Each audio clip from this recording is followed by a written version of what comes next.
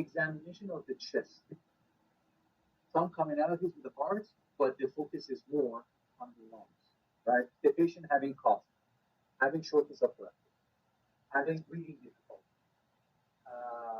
It's good. I never saw doctors getting confused one kind of examination. I shared some of the things that might be a little bit kind of confusing for you guys, like gait and balance. I send the specific gait and balance. And I want all of you, please, please, please watch it and rehearse it a couple of times. The patient, that's mainly neuro examination, but specifically with the focus on gait. There are two British guys, both of them are medical students, and they are doing it in about 6 minutes, right? And it's one of the best videos that I could find for you. It was gait and balance together, right? So watch them and rehearse them a couple of times, please. So with the chest, again, like any other, again, chest is mainly long, a little bit touch of the heart, right? That is the whole. Also, I told in history taking a physical examination, whenever you're checking lungs, you're checking the legs as well. Whenever you're asking about the legs, you're asking about the lungs as well. The patient having chest pain or shortness of breath, actually ask about calf pain, calf swelling, and vice versa. So legs and lungs being checked, being asked, being examined together. The thing is, I will not jump from examining the chest, jumping to the calf because it's a little disorganized, but I definitely move towards that, right? So, that going on, people can tell me everybody to say. But I'm not timing myself right now because I want to explain. So, what will you do? Do it and we'll send it to, and we'll send it. I will send it to the group. So, your name is Mo, and I am Dr. Nick. I'm examining Mo, 25. The patient is having chest pain, shortness of breath, and cough. Let's say cough and sneezing for the last 3 days, right? So I am examining Mo, 25, with cough, and Dr. Silverman, one of the doctors is reporting, and I actually send it to the group, and I send it to you. So I am checking the patient. I'm examining, focused examination.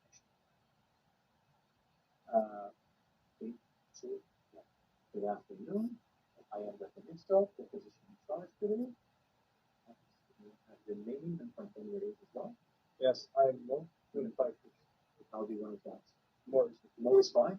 Is my voice loud enough? Ask them. No, it's not? Okay. 3, 2, 1. I am Dr. Nixa.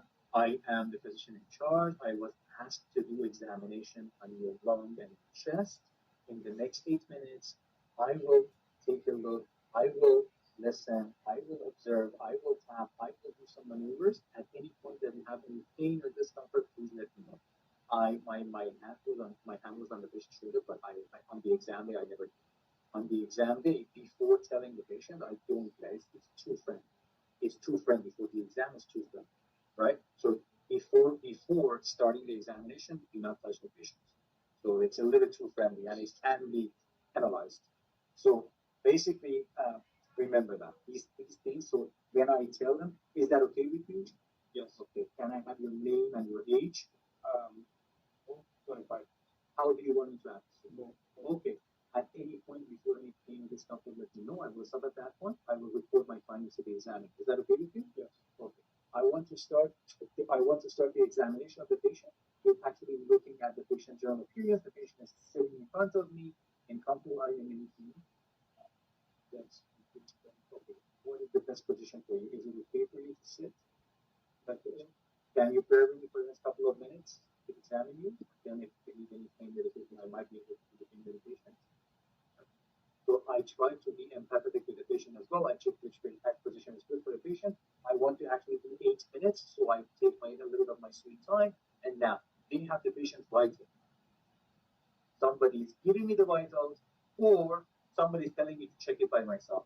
95%, if it is an 8 minutes, they will give me some of them, or some of them are at the door, right? And I need to check the rest of them by myself, or whenever I comment on the form, if I have the form, based on the information at the door, the patient saturation in the room air was 85%, the patient respiratory rate was 18 per minute, The patient was a little bit tachycardic, the patient blood pressure was stable, and the patient was 38.5 temperature.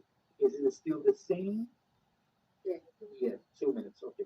So is it still the same? So is the patient stable enough to be examined? If you want to like that, or are you comfortable? Can you bear with me for the next time? That is kind of getting sure that the patient is able to tolerate your examination, right? When my examination is over, I might be able to give the patient oxygen as well to actually raise the oxygenation level. So that is 50, not more than that. This is the maximum in a physical examination. We are not expecting you to manage. Right? I know in medical schools it's a little bit different. In the medical school exams, a little different. On the exam day, if the agenda of this patient is physical examination, that's physical. Be sure about it, right? Be sure. So in general inspection, I will actually look at the patient. The patient is sitting comfortably.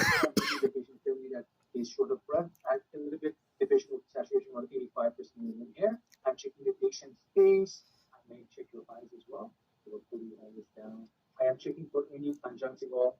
I'm looking for conjunctival for any paleness. I'm looking for the eyes, the skeletal for any icterus. I am checking the patient's actually posture. I want to do the are you in any pain that I can? Yeah. What about now? What about here?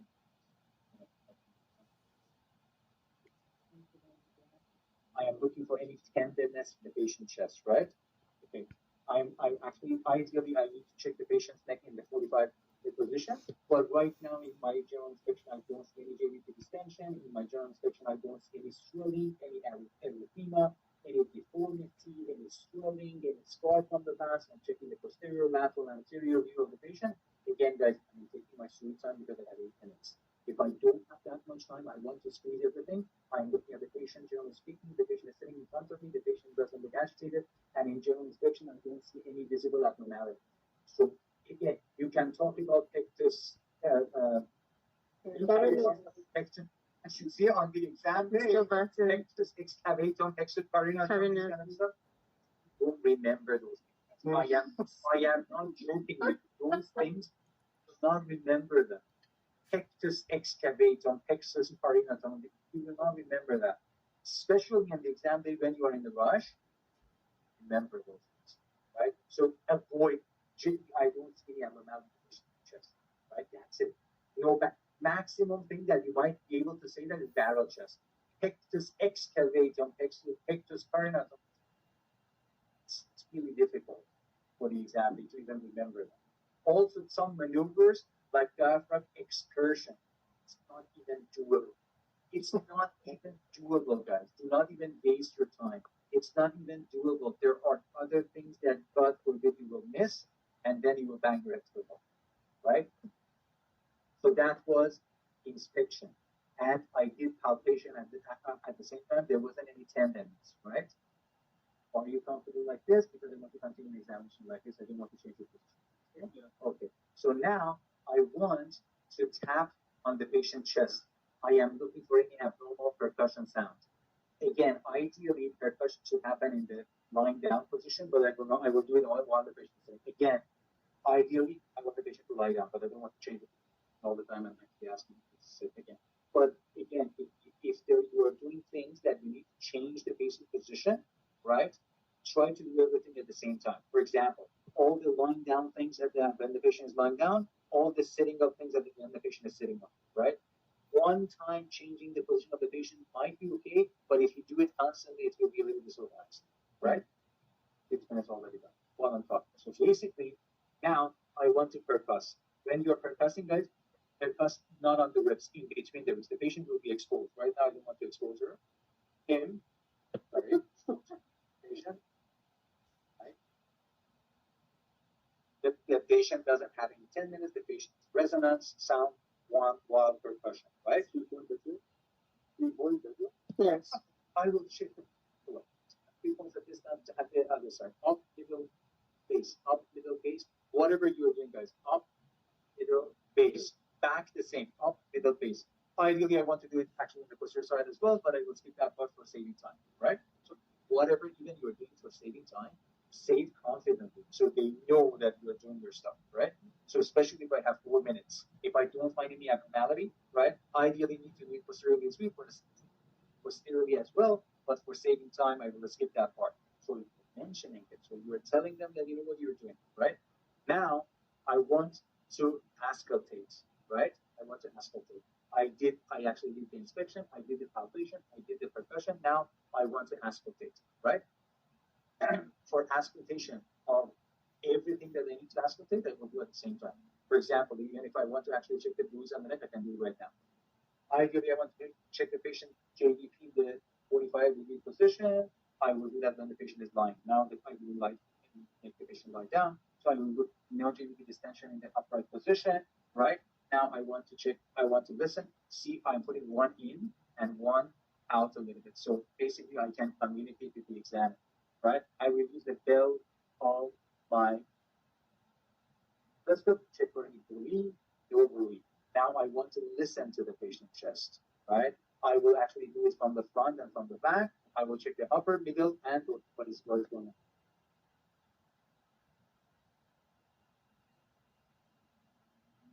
Guys, can you hear us? Yes, okay, yes. Okay. Yes. Videos. Okay.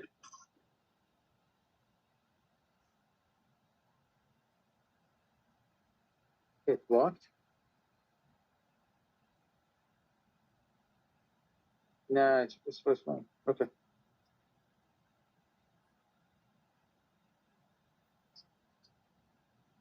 I think this should be fine. I think this should be fine.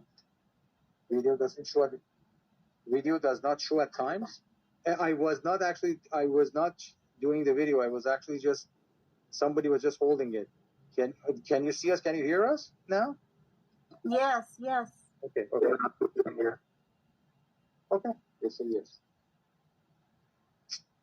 So I will listen the back. I will see it takes time, especially when you're explaining. So I'm listening both sides. I'm comparing both sides. There is crackles and the releases in the, for example, right side of the base of the bone, right? For example, in case I want to just want for something to examine myself. The examiner might tell you, I am looking for any ronchi, any veil, any lesions. The examiner tells you there is, for example, ronchi and lesions in the base of the lung in the right side, right? I will do the same thing from the front as well, right? I will compare both sides. One, take breath in, out. Thank you so much. Okay, I checked up, middle, and base as well. And I tried to do it symmetrically on both sides. I'm looking for any abnormal sounds, right? And the patient, when I was doing that, the patient's chest expansion was fine. Then you take it, I make a fold in the patient back. I will take them in here in the back. I will ask them to take a deep breath. Patient chest expansion is normal. Now, when you do my statistics, please say 99. Is that okay? Yeah. Then, increase, for example, increase vocal parameters in that region, the same region that I heard abnormal sounds, shows probably consolidation. Whenever you actually feel my hands, I'm using the edge of my hands. Can you repeat the same 99? One more time. Can you say E? And this side? Evolve any tactile parameters, vocal parameters, these kind of stuff. Now I will listen to the patient chest as well, heart as well. Not the whole thing that you do for heart examination, right? But if you have 8 minutes, you can do. I'm checking the mitral, tricuspid, pulmonic, and aortic region of the patient. A, P, A, P, M. All for positioners. Take money. M is at the level of the nipple. Then I come to this acromiocynal level. Then I move up to the left side, which is pulmonic. Then to the right side, which is the all positions. Take money, right? So I actually looking for any murmur, no S3, no S4, any murmur. I'm actually checking for any. I will use my right hand. I will use my right hand, the palm of my hand for the knees, right? Any right ventricular heave, any thrill? No, thank you so much. I want to check for central edema as well. subfield edema. If there is a painful here, if the patient abdomen is soft, I will check too for the peripheral pulses as well. Normal. I will check the calf area for any calf pain, calf swelling. So the maximum thing that can be neck. Check trachea as well. When I was checking the neck, trachea is fine. When I was actually doing the neck for the JVP and everything, comment on the trachea as well. What else? So we have to do all the, we have done all the cardio. So also cardio is also with There's mainly focused on the lung. And that's the heart or the heart of the heart. But they are related to each other. Heart and lung are very related to each other. I was less focused on the cardiovascular. I was mainly focused on the lung. But a lot of things are common in both of them. What do you want to skip? You don't want to listen to the heart? No, tell me. For example, you don't want to actually check the JVP. You don't want to actually check the trachea. These are things that I have to do. A lot of commonality between cardiovascular and lung. You check the oral cavities look for sinus. I check for the lower extremity, if you want captain, and then if I have extra time, if I do a tenderness can be infratubular reflux can be checked as well. So in case of any positive finding, the examiners will tell us that yes, this is. They should. You know what? Again, you're asking the wrong person, right? They should, right? In terms of in case that I am thinking of something, right? For example, I noticed that I don't hear anything that I shouldn't, and I noticed the examiner is not saying anything, right? Is there, while I'm examining, for example, the lung, especially in the base, is there any abnormal finding in the auscultation? I can ask. For example, Dr. Bahid is my examiner. I just ask, right? Is there any abnormal findings in the, right? For example, you can ask. If something is really life-changing, because you're expecting patient with kind of fever, cough, sputum, you're expecting to find some positive things in the patient, right? So if you're doing the exam and the patient is not saying anything or doing anything, right? Or if you find anything real or crackle or something like that, can you ask the patient to cough, right? And you look at the other side and then give me 2 big puffs and I will listen again. It's actually going away or still sitting there. Again, these are the perfectionist things that you can, right? These are for extra time if you get extra time, right? And if you get something undone. So if you think that there should be something and the examiner is not just saying anything, always ask, is there anything abnormal in the patient's? I cannot hear it. I didn't notice anything abnormal. Is there anything abnormal in the patient's examination? You can always ask this. But they should tell. 95% they should tell. Any other questions? Is that clear? Online doctors, any questions about this? Cardiovascular and pulmonary has a lot of commonalities. They have a lot of commonalities.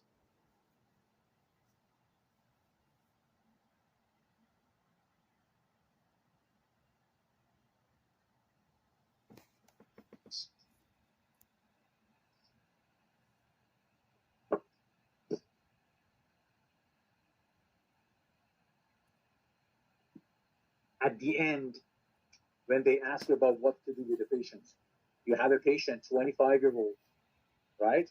25-year-old, you found vocal phrematous positive, tactile phrematous positive, egophony positive, looks like lobar pneumonia. The patient was a little bit low in O2 saturated with the O2, oxygen, right?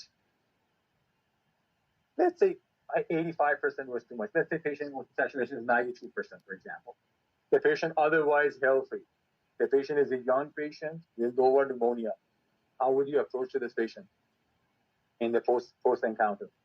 All done. The vital signs were, what I told you, 38.5. The blood